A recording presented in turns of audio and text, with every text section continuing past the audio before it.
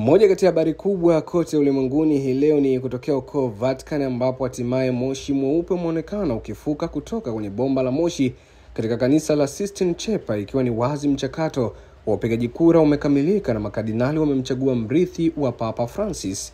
Bado haijajulikana ni nani amechaguliwa, lakini itaonekana wazi watakapotokea kwenye roshani ya kanisa la Sistine, ambapo ndani ya lisali moja anaweza akatangazwa.